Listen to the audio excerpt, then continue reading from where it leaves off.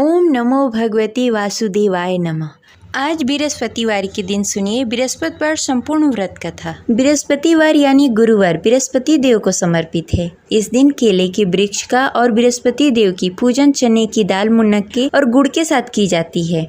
भक्तजन इस दिन उपवास रखकर पूरी श्रद्धा और भक्ति के साथ बृहस्पतिवार का कथा पढ़ते हैं या सुनते हैं। जो लोग इस व्रत को नहीं रख पाते उन्हें भी इस व्रत कथा को पढ़नी या सुननी चाहिए।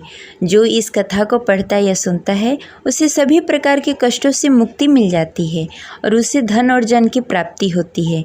आज आप सुनेंगे बृहस्पति देव की संपूर्ण कथा।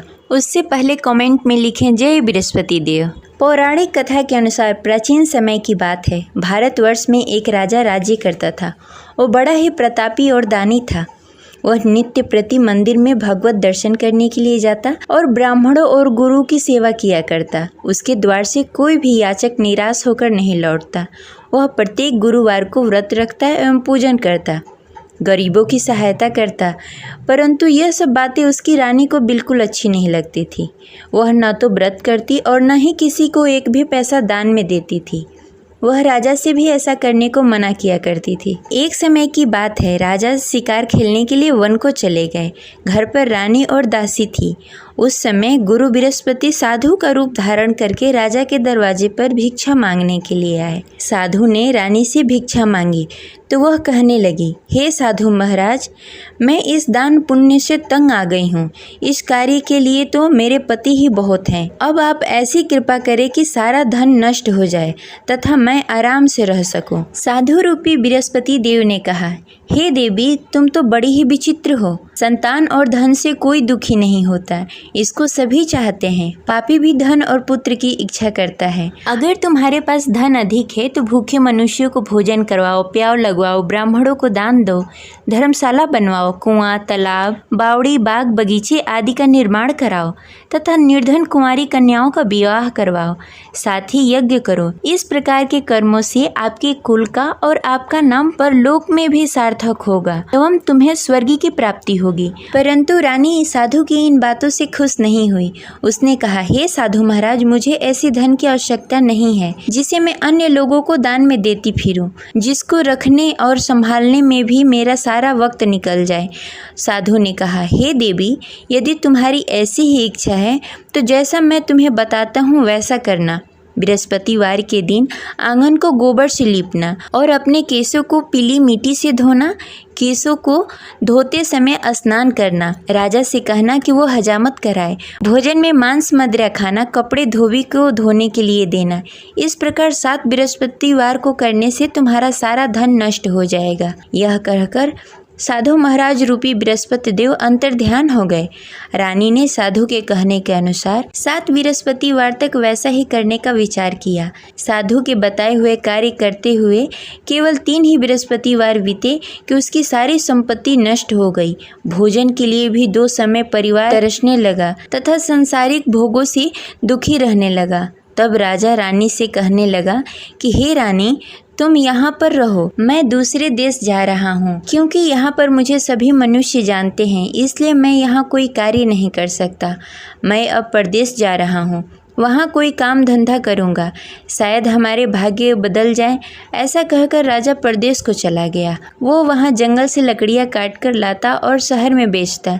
इस तरह जीवन व्यतीत करने लगा। इधर राजा के बिना रानी और दासी दुखी रहने लगी। किसी दिन भोजन मिलता और किसी दिन जल पीकर ही रहना पड़ता। एक दिन रानी और दासी को भोजन किए बिना 7 दिन व्यतीत हो गए। तो रानी ने अपनी दासी से कहा, हे दासी, यहाँ पास के नगर में मेरी बहन रहती है।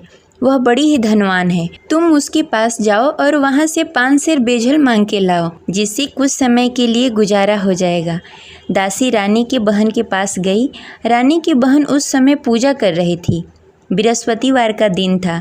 दासी ने रानी की बहन से कहा, हे रानी, मुझे आपकी बहन ने भेजा है, मुझे 5 सेर बेझल दे दो। दासी ने यह बात अनेक बार कही, परंतु रानी की बहन ने कोई उत्तर नहीं दिया, क्योंकि वह उस समय बृहस्पतिवार का कथा सुन रही थी। जब दासी को रानी की बहन की कोई उत्तर नहीं मिला तो वह बहुत ही दुखी हुई। उसे क्रोध भी आया। वह लौटकर रानी से बोली, हे रानी, आपकी बहन बहुत ही घमंडी है। वह छोटे लोगों से बात नहीं करती। मैंने उससे कहा, उसने कोई उत्तर नहीं दिया। मैं वापस चली आई। रानी बोली, हे दासी, उसमें उसकी कोई गलती नहीं है। जब बुरे दिन आते हैं तब कोई असहारा नहीं देता। अच्छे बुरे का पता विपत्ति में ही लगता है। जो ईश्वर की इच्छा होगी वही होगा। यह सब हमारे भाग्य का दोष है। उधर रानी की बहन ने सोचा कि मेरी बहन की दासी आई हुई थी, परंतु मैं उससे नहीं बोली, इससे वह बहुत दुखी हुई होगी। अतः कथा सुन बृहस्पति भगवान का पूजन समाप्त करके अपनी बहन के घर गई और कहने लगी, हे बहन, मैं बृहस्पतिवार का व्रत कर रही थी। तुम्हारी दासी हमारे घर आई थी, परंतु जब तक हम कथा सुनते हैं तब तक हम लोग न उठते हैं और न किसी से बातें करते हैं, इसलिए मैं नहीं बोली। कहो दासी क्यों गई थी? रानी बोली, बहन, हमारे घर अनाज नहीं था। वैसे तुमसे कोई बात छिपी नहीं है, इस कारण मैंने दासी को तुम्हारे पास 5 सर बेझल के लिए भेजा था। रानी की बहन बोली, बहन देखो, बृहस्पति भगवान सबकी मनोकामनाएं पूर्ण करते हैं। देखो, शायद तुम्हारे घर में कहीं अनाज रखा हो। यह सुनकर दासी घर के अंदर गई। वहाँ से उसे एक घड़ा बेझल का भरा हुआ मिल गया। उसे बड़ी हैरानी हुई, क्योंकि उसके एक एक बर्तन देख लिया था। उसने बाहर आकर रानी को बताया। दासी अपने रानी से कहने लगी, हे रानी, देखो, वैसे हमको जब अन्न नहीं मिलता तो हम रोज ही व्रत करते। अगर इनसे इस व्रत की विधि और कथा पूछ ली जाए तो हम भी इस व्रत को किया करेंगे। दासी के कहने पर रानी ने अपनी बहन से बृहस्पतिवार के व्रत के बारे में पूछा। उसकी बहन ने बताया, हे रानी बहन, बृहस्पतिवार को सूर्योदय से पूर्व उठकर स्नान आदि से निवृत्त होकर बृहस्पतिवार का व्रत करना चाहिए, लेकिन उस दिन सिर नहीं धोना चाहिए। बृहस्पतिवार के व्रत में चने की दाल और मुनक्के से विष्णु भगवान और केले के वृक्ष की जड़ की पूजन करनी चाहिए तथा दीपक जलाएं।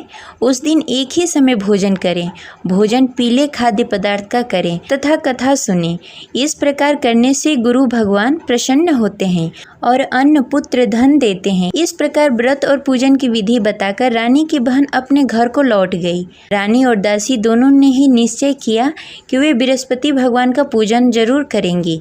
7 दिन बाद जब बृहस्पतिवार आया तो दोनों ने व्रत रखा। घुड़सार में जाकर चना और गुड़ बीन लाई तथा उसकी दाल से केले की जड़ में विष्णु भगवान का पूजन किया। अब भोजन कहाँ से आए?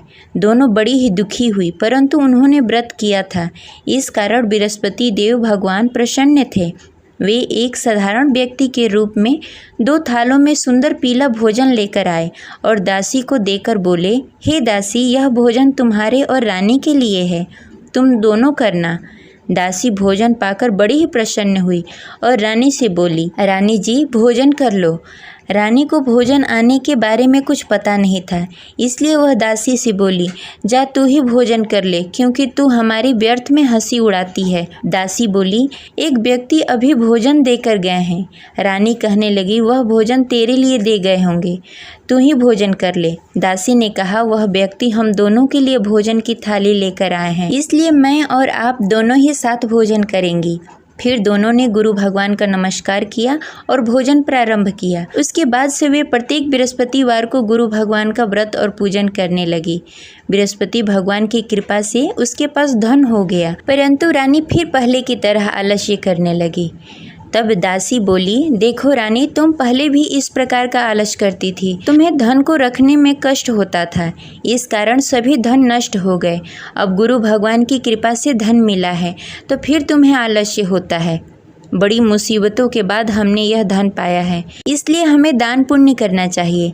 तुम भूखे मनुष्यों को भोजन कराओ, प्याव लगवाओ, ब्राह्मणों को दान दो, कुआं, तालाब, बावड़ी आदि का निर्माण कराओ, मंदिर पाठशाला बनवाओ, दान दो, कुंवारी कन्याओं का विवाह करवाओ। धन को शुभ कार्यों में खर्च करो, जिससे तुम्हारे कुल और यश बढ़े तथा स्वर्ग की प्राप्ति हो और पितृ प्रसन्न हो।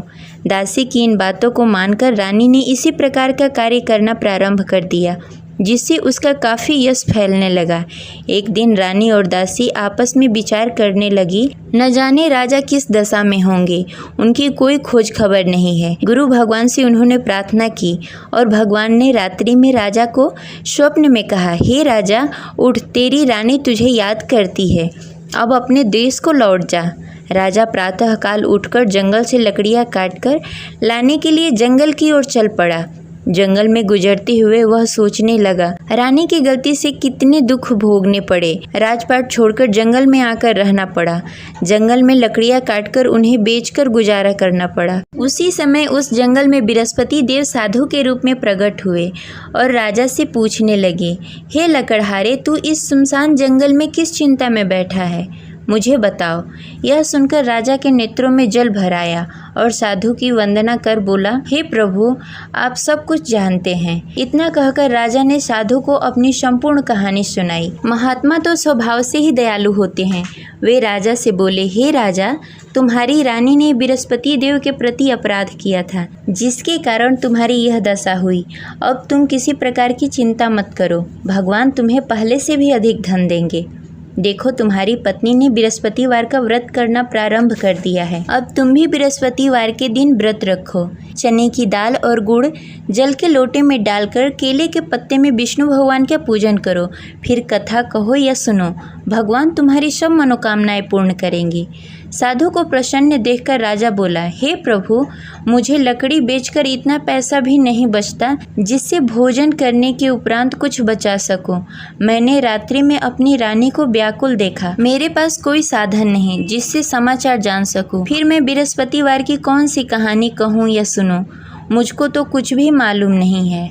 साधु ने कहा, हे राजा, तुम किसी बात की चिंता मत करो। बृहस्पतिवार के दिन तुम रोजाना की तरह लकड़ियाँ लेकर शहर जाओ।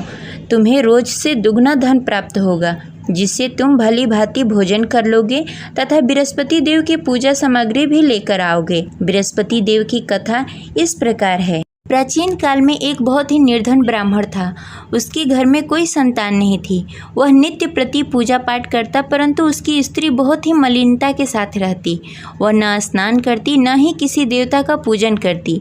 प्रातःकाल उठते ही सर्वप्रथम भोजन करती, बाद में कोई अन्य कार्य करती। ब्राह्मण देवता बहुत ही दुखी रहते थे। पत्नी को बहुत समझाते, किंतु उसका कोई परिणाम नहीं निकलता। भगवान की अनुकंपा से एक समय ब्राह्मण की पत्नी गर्भवती हुई और 10वें महीने एक सुंदर कन्या को जन्म दिया। निर्धन ब्राह्मण कन्या के जन्म से बहुत दुखी हुआ। धीरे धीरे ब्राह्मण की कन्या बड़ी होने लगी। बचपन से ही उस कन्या की रुचि भगवान विष्णु की पूजा में थी। वह प्रातः उठती, स्नान ध्यान करती, उसके बाद भगवान विष्णु की पूजा करती और मंदिर में जाती। बृहस्पतिवार को व्रत करके विधि विधान पूर्वक पूजा पाठ करती। पूजा पाठ के बाद वह पढ़ने के लिए पाठशाला जाती। घर से चलते समय वह मुट्ठी भर जौ साथ में लेकर जाती और पाठशाला के रास्ते में थोड़ी थोड़ी जौ गिराते जाती। जब पाठशाला से लौटकर आती, जौ के दाने सोने में बदल जाते। लड़की सभी सोने के दाने बीन लाती। एक दिन जब वह सोने के दानों को साफ कर रही थी, तो उसकी माँ ने कहा, बेटी, सोने के दाने साफ करने के लिए सोने का सूप भी होना चाहिए। अगले दिन बृहस्पतिवार था। उसने भगवान बृहस्पति देव की पूजा करते हुए प्रार्थना की, हे भगवान, यदि मैंने आपका व्रत विधि विधान से किया हो तो मुझे सोने का सूप दे दो। भगवान बृहस्पति देव ने उसकी मनोकामना पूरी करने का वचन दिया। पाठशाला से लौटते समय उसने रास्ते में सोने का सूप पड़ा हुआ मिला। घर लौटकर सोने का सूप अपनी माँ को दिखाकर वह सोने के दाने साफ करने लगी। उसी समय नगर का राजकुमार उसके घर के पास से गुजर रहा था। उस सुंदर लड़की को सोने के सूप में जौ साफ करते देख राजकुमार उस पर मोहित हो गया। राजकुमार ने अपने पिता से उस लड़की से विवाह करने की इच्छा प्रकट की। तो राजा ने ब्राह्मण को महल में बुलाकर राजकुमार से उसकी लड़की के विवाह की बात कही। ब्राह्मण तैयार हो गया।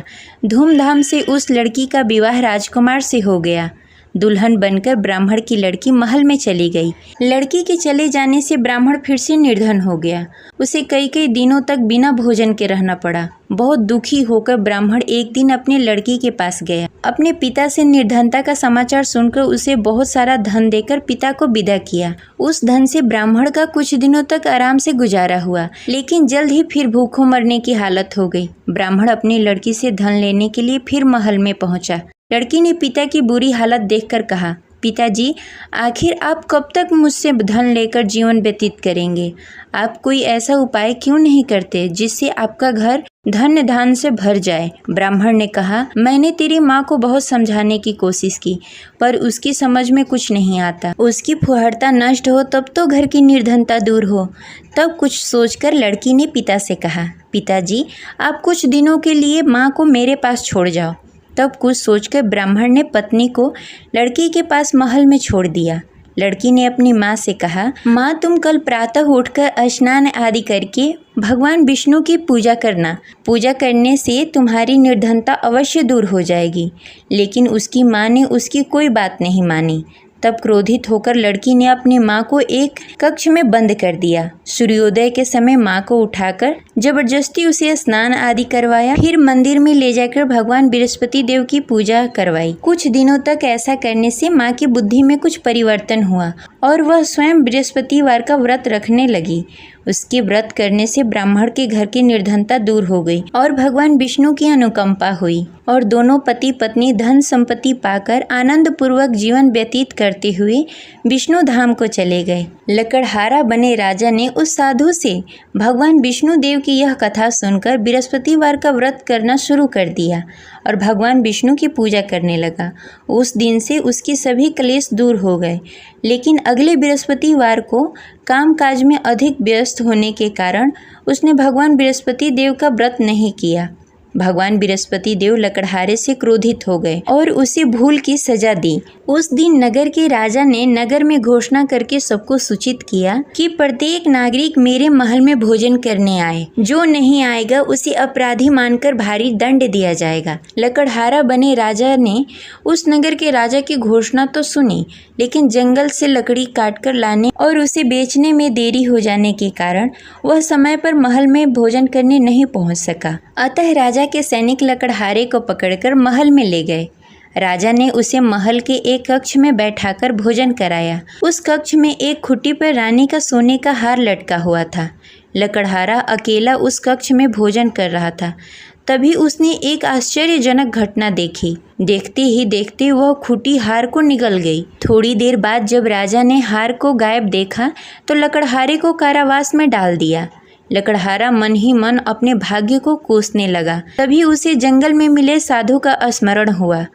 थोड़ी देर में भगवान बृहस्पति देव सन्यासी के रूप में उसके सामने प्रकट हुए और कहा, हे लकड़हारे, तूने भगवान बृहस्पति देव की पूजा नहीं की, इसी कारण तुम्हें कष्ट हो रहा है। लेकिन अब चिंता मत करो, बृहस्पतिवार के दिन कारागार के दरवाजे पर तुम्हें कुछ पैसे पड़े हुए मिलेंगे। उन पैसों से भगवान बृहस्पति देव का व्रत करके उनकी पूजा करोगे तो तुम्हारे सारे दुख दूर हो जाएंगे। फिर बृहस्पतिवार के दिन दरवाजे पर पड़े पैसे राजा को मिले, जिससे उसने चने की दाल, गुड़, मुनक्का मंगाकर भगवान बृहस्पति देव की कथा कही और व्रत किया, जिससे भगवान बृहस्पति देव प्रसन्न होकर उस नगर के राजा को स्वप्न में लकड़हारे को मुक्त करने को कहा। सुबह राजा ने आकर अपने कक्ष में देखा कि खूंटी पर हार टंगा हुआ है।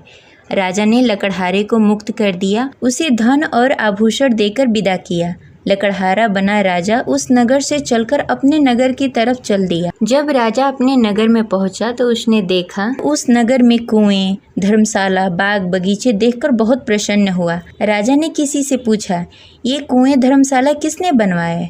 सबने उसे बताया कि ये सब रानी और दासी ने बनवाए हैं। राजा जब महल में पहुंचे तो रानी ने उनका भव्य स्वागत किया।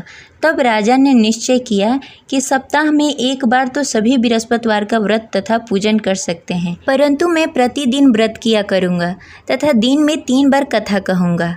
अब राजा हर समय दुपट्टे में चने की दाल बांधकर रखते तथा दिन में 3 बार बृहस्पतिवार का कथा कहते। कुछ दिनों के बाद राजा को अपनी बहन की याद आई। एक दिन घोड़े पर सवार होकर राजा अपनी बहन से मिलने के लिए चल दिया। अभी राजा नगर के बाहर ही पहुंचा था कि उसने देखा कि कुछ लोग एक 100 को ले जा रहे हैं। राजा को स्मरण हुआ कि आज उसने किसी को बृहस्पतिवार का व्रत कथा नहीं सुनाया। राजा ने उन लोगों से रोककर कहा, भाइयों, आप 100 ले जाने से पहले मुझसे बृहस्पतिवार का कथा सुन लो। लोगों ने राजा पर क्रोधित होते हुए कहा, तुम पागल तो नहीं हो लेकिन कुछ बड़े बुजुर्ग लोगों ने कहा, अच्छा भाई, तुम साथ में चलते चलते अपनी कथा भी सुनाते रहो। राजा ने चलते चलते आधी ही कथा सुनाई थी कि सौ हिलने लगा। राजा की पूरी कथा समाप्त होते ही सौ उठकर बैठ गया। लोगों ने हैरानी से दांतों तले उंगली दबाई और अगले बृहस्पतिवार को भगवान बृहस्पति देव का व्रत करने व कथा सुनने का निश्चय कर लिया। अब घोड़े पर सवार होकर राजा चलते हुए एक किसान के पास पहुंचा। किसान अपने खेत में हल चला रहा था।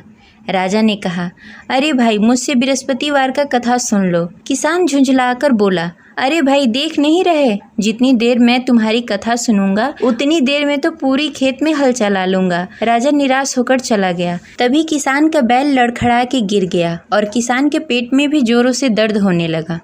जब उसकी पत्नी वहां आई तब उसने पूछा कि क्या हुआ। किसान ने घुड़सवार की पूरी कहानी सुनाई कि पत्नी दौड़ती हुई राजा के पास पहुंची और हाथ जोड़कर बोली, भैया, मैं तुम्हारी कथा सुनने के लिए तैयार हूँ। राजा ने उसके साथ खेत पर पहुंचकर बृहस्पतिवार की कथा सुनाई।